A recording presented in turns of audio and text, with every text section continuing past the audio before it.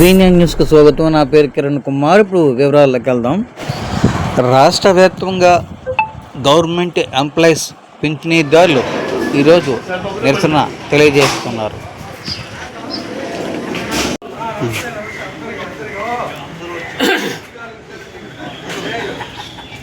అయ్యా నమస్కారం.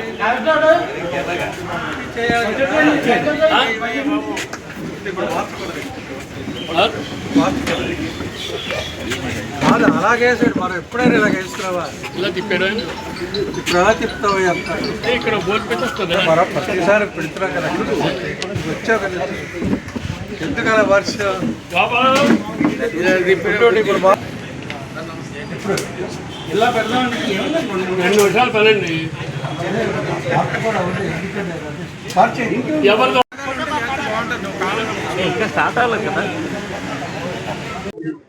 State government pension administration Visakhapatnam జిల్లా అధ్యక్షులు ఈరోజు all India state government pensioners federation వారు కాల్ ఇచ్చిన ప్రకారం మా రాష్ట్ర సంఘం కూడా దాన్ని జిల్లా కేంద్ర కార్యాలయంలో ధర్నా కార్యక్రమం నిర్వర్తించాలని ఆదేశించారు.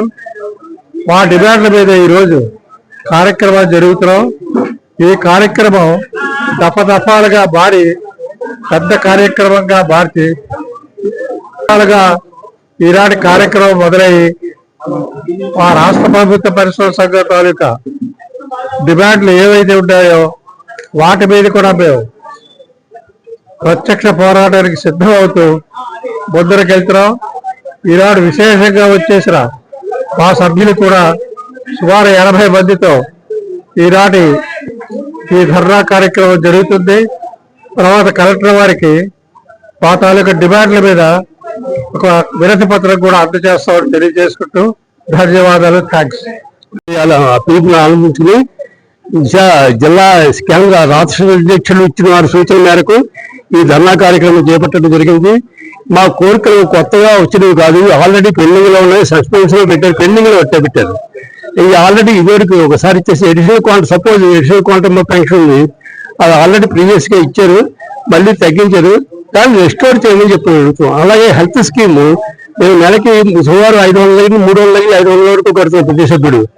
దాన్ని వాళ్ళు మెడికల్ వాళ్ళకి సక్రమంగా మెడికల్ డిపార్ట్మెంట్ నుంచి హాస్పిటల్స్ పంపించేసి మాకు మెరుగైన వైద్యం ఇప్పిస్తారని చెప్పి ఇలాంటి కార్యక్రమాలు డిమాండ్ వస్తుంది.